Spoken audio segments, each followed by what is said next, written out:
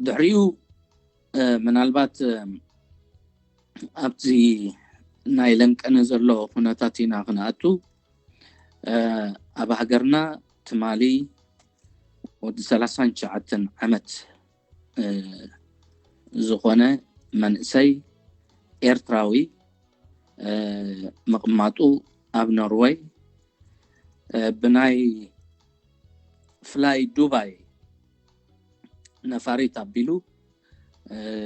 كاب نروي بدبي ترانزيت غيرو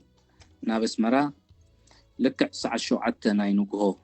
ويكا 7 AM آتيو سلازي تمالي نوغو أبس معرفو نفرتي أسمرا خبت سحكولو أتوم أب إرترا خوينوم بزي حلال منفسن بزي حلال صعرن عبي موياوي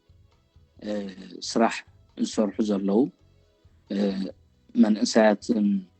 مهرات إرتراويان نزي ود 39 عمت بتي ناي إيربورت كلا حلف كله بزت أودو موقت زعقن كاميرا قرب صقم كم زلوو ناي زحمام زي تريو كم زلوو خلاليو خيلهم سلازي فاليوم نابتي ممرمر كلينيك مسوسدو وخا برقصون زي نتقصد زلنا كورونا فيروس ويكا كوفيد 19 كم زلوو ترغاغيصو نمجمريا غزي እታት ዕና ደሴት ኮይናት ጸንሐት ሃገርና ኤርትራ ካብ ሓደ ካብ ወጻኢ ተሰኪሙ ዝመጸ ኤርትራዊ እቲ ጸንሐ خبرت ደፊሩ ናይ መጀመርያ ናይ ኮቪድ 19 ሕሙም ወይ ከዓ ናይ ኮሮና ቫይረስ ዝተለኽፈ ሰብ ኮይኑ ተመዝጊቡሎ ስለዚህ ምናልባት ኣብዚ በተደጋጋሚ ንገልጾይና መንግስት ኤርትራ ዘውጽኦ መግለጺታት ከምዚ ኢታት ንኸይፍጸም መንግስት ኤርትራ ብዙሕ ግዜ ክከላኸሎ ፈቲኑ መምርሒታት ውን ከውፅእ ጸኒሑ ኣድላይ ዘይኮነ መገሻ በጃኹም ኣቋርጹ ካብ ውሽጢ ንደገ ይትኺዱ ካብ ደገ ከዓ ንድሕነት ሃገር ክትብሉ ናብ ውሽጢ ሃገር ኣይትምጹ ክብል ጸኒሑ ለቦኡ በዚ ሚድያ ዚ ብተደጋጋሚ ክመሓላለፍ ጸኒሑ ናብ ኩሉ ኤርትራዊ መታን ክባጽሕ ስለዚ ኩላህና ኤርትራውያን ተደኣ ኮይና ኤርትራዊ ደም ተደኣሊና ኤርትራዊ ተሓሳስባት ተደኣሊና ኤርትራዊ ቃና ተደኣሃሊና ነዚ ስምዕታዚ ከነኽብሮ ይዝግባአና ዝኾነ ይኹን ነገር ኣጋጢሙካን ዓዲ ዘጉይ ዋላ ሓደ ምክንያት የብልካን ወይ ውን ብስስዐ ተደሪኽካ ሎሚ ስራሕ የለን እሞ ኮፍ ካብ ዝብል ከይደ ዘንዕረፍቲ ብዓዲ ክሕልፎ ዝበሃል ልሙስ ዝኾነ ምክንያት ተጠቒምካ ክትንቀሳቐስ ናብ ኤርትራ ገጽካ የብልካን እቲ ምንታይሲ ሳዕቤኑ ሓያል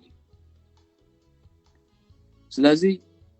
እዚ ሰብ ዝኮ ማዓስ ፈሊጡ ኮይኑ ስድሩኡ ክርኢ ወይ ጉዳይ ነይርዎ ዝብሉ ሰባት ኣለዉ እሱ ይኮነ እንተ ኣገዳሲ ነገር ፈሊጥካ ይኮነ ንምንታይ ከ ኣይትምጻእ እናተባሃልካ ትመጽእ እዚ ሕማም እዚ ስውር ሕማም ዝርአ ይኮነ ኣለካን የብልካን ኣይትፈልጥን ኢኻ ስጋብ 14 መዓልቲ حمام رئيسي قبرلكا رسنا أي قبرلكا شوهاتكا أي عدسو وي ملكت سعالكا لي قبلكان إذا سقاب 14 معلتي تي فيروس عب نبسخا قنيو وشتي نعخا خي تفلتكا أو أب صنبوخا خاقتو خل أب دم سركا خاقتو خل أب رئيسا خديه بخل ስለዚህ ብዙ ዋንዚ ምጥንቃቅ ይዘሎም በር የብለይን ኢልካ ናብ ዓዲ ምብጻሕ ናብ ቤተሰብ ምርኣይ ናብ ዙረት ዘኺድ ዋላ ሓንቲ ምክንያት የብልካን ስለዚህ እዚ እንታይ ዘይ ምግዳስ ሸለል ምባል ወይ ድማ አንነት እዩ ንዓይሲ ኣይሕዘንን እዩ መንእሰይ ወይ ሕማም የብላይን ካልእ ተወሳኺ ወይ ሓያሌ ወይ ቅድሚ ሎሚ በከቢድ ሕማም ተጠቂዕ ይፈልጥ ነሞ በቲ ዝብልዎ ምልክቱ ቀሊል እዩ ዝበሃል ናይ ዓያሹ አተሓሳስባ ጥራሕ እዩ no one is invincible ዝኾነ ይኹን በዚ ሕማም እዚ ክትቃዕ ዘይክእል ሓያል ሰብ የለን ሓያላ ዝበሃል የለን እዚ ክንሪኦ ኣለና እዚ ከዓ በዚ ርኢናዮ ዘለና ወዲ ስለዚ ዝወዲ እዚ ዘይ ሓላፍነታዊ ስጉምቲ ወሲዱ ንሕና ከዓ ከምኡ ዓይነት ዘይ ሓላፍነታዊ ስጉምቲ ኮይኑ ወስድ ንቤተሰብካ ልዕሊ ህዝቢ ኤርትራ ተፍቅሮ ዲኻ ነቦኻ ነዴኻ ንሓውኻ ንሓፍትኻ ልዕሊ ህዝቢ ኤርትራ ተፍቅሮ ዲኻ ወይስ ንሓውኻ ንሓፍትኻ ክትርኢ ክትብል ንህዝቢ ኤርትራ ክትልክሞ ኣለካ እዚ ምናልባት ብጣዕሚ ዘተሓሳስብ ድኹም ዝኾነ ውሳኔ ከምኡ እንድሕር ንወስን ኮይና እዚ ሎሚ ዓለም ብምልእታ ተዓፅያ እንዳረኣና ቻይና ብቻይና ሎም መዓልቲ ህንዲ ኣስታት 1.3 ሚልዮን ህዝቢ ብሙሉኡ ኣብ ገዛ ኮፈል ተባሂሉ ኣሎ 1.3 billion Indian people are at home in lockdown ስለዚህ ዝን ካልእን እንዳረኣና ንሕና ከመይ ገርናይና ሎሚ ንኤርትራ ንኣፍሪካ ኣቦኻ መይቱ ክኸውን ይኽእል ኣዴኻ መይታ ትኸውን ትኽእል ሓዘን ይኸውን መርዓ ይኸውን whatever ግን ካብ ህልውና ህዝብን ሃገርን ንላዕሊ ዝኸውን ነገር የለን ስለዚ ኣነ ሓንቲ ነገር ኣድላይ ዘይኮነ ጉዕዞ ንግደፍ ዝበሃል ጌጋ ባሃል ኣሎ ኩሉ ጉዕዞ ክተርፍ ኣለዎ ኣድላይን ዘይድላይን ዝበሃል ነገር የለን ሕጂ ኣድላይን ዘይድላይን ዝበሃል ኣብቲ ከባቢኻ ዘሎ እዩ ምናልባት ምግቢ ክትሽምት ኣለካ ዝብላዕ ዝተኽልወካ ኣለዎ ተሓሚምካ መድሃኒት ኣድልየካ እዚ ንክትገብር ኣድላይ ምንቅስቃስ ክኸውን ይኽእል ካብኡ ተረፈ ግን ሓዘን ይኹን መርዓ ይኹን ካልእ ኣድላይ ይኮነን ኣብዚ እዋን እዚ ሓዘን ከቢድ እዩ ኣቦኻ ኣዴኻ እንድሕር ዘይትቐብር ኮንካ ሓውኻ ዘይትቐብር ተኾንካ ኣይኖ ከቢድ እዩ ግን ኣብዚ እዋን እዚ ንነብስኻ ዝሓስካላ ዘይብልካ ንኻልእ ሰብ ክትቀብር ክትብል ሃገር ከይትልክም እዚ ትክንርድኦ ዘለና ስለዚ እዚ ወዲ 39 ዓመት ኣብ ኖርዌይ ዝቕመጥ ኤርትራዊ እንታይ ኣጋጢሞ ይንፈልጥ ኒና መርዓ ድዩ ሓዘን ድዩ ዋላ ካልእ ብዝኾነ ይኹን መልክዑ ይምፃእ ግን ዘይ ሓላፍነታዊ ውሳኔ ወሲዱ ስለዚ ካልኦት እውን ንፈልጦም ሰባት ከምኡ ዓይነት ምንቅስቃስ ዝገብሩ ተልዮም ካብዚ ምንቅስቃሳት እዚ ክግትኡ ቀዳማይ ነገር ንነብሶም ድሕሪኡ ከዓ ንህዝብን ንሃገርን ስለዚ እዛ መልእኽቲ እዚኣ ፕሊዝ ኩላህና ናብ ኩሉ ክነዋፍራ ክንክእል ኣለና ካልእ ሚኒስትሪ ንግዲ ዘውፅኦ መግለፂ ኣሎ ሕጂ እውን ዘይ ሓላፍነታውያን ዝኾኑ ነጋዶ ገና ናይ ኮቪድ-19 ተርእዮ ኣብ ኤርትራ ብብዝሒ ከይማዕበለ ገና ኮሮና ቫይረስ ኣትዩ ከይተባህለ ገና ዝመርድእ እዚ ኣብ ዓድና ከይተነግረ እንታይ ጀሚሮም እኽሊ ክሓብኡ ሽኮር ክሓብኡ ፓስታ ክሓብኡ ዘይቲ ክሓብኡ እቶም ዘይሓብኡ ከዓ ብተዓፃፃፊ ዋጋ ክሸጡ ንግዜን ንእዋንን መዝሚዞም ክኸብሩ ከምቲ ኩሉ ግዜ ዝገብሮ ዝሓለፈ 20 ዓመት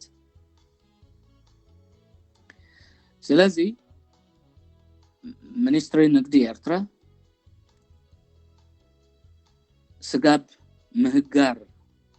ንብረቶምን ልቸንስኦም ምሕዳግን ዝበፅሕ ስጉምትታት ክወስደሎም ከም ዝኽእል መጠንቀቕታ ኣውፂኡ ኣሎ ኩላህና ከዓ ንቤተሰብና ንዓፅመ ስጋና ንቀረብና ንንገሮም زم سوعات زحلف 10 عمت نزبي إرترا أب الجدان أب ورار ويانا قلون كم أجيرهم بهديلهم متصنعهم إجا أنا ذا قرب ترخيبات أنحت سلام بزانا كورونا متأخا عدلاتهم تعجي سلت أنحة إجا كل جزء نعاهم فون زولو أب إرترا زلونا قاداي أي تعزلي بيتسبنا لو بيتسب كلها نايم كالوت كإليان سايكونن كاب سماي ويجلز ماتش يكونن كنت أفهم كلنا خالوت سلازخونو راح يكونن جن كاب جزء درجة حزام نسبي إرترا دم بعوه نقادو أتوم أب إرترا زلو نقادو بمولهم كاب جزء درجة جميرهم بقبو ما قد زماتو بقبو زهبتهم يكون بمنزع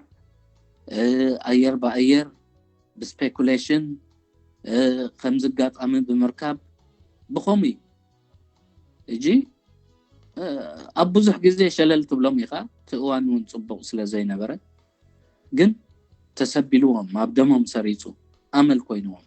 ولا خبي إرترا وتيهم ما بأفريقيا أو نابكالون خون يجي بوزح نجر بتحمق ما قدز نقدو بوزحات إرترا هنا الله سلازي نجر زخ قطع كخيل الله أبزحمق وان أبزحمق زمن حجخاء أبزناي كورونا وانسي كتبول عدي خا خيتبول عزي تفلت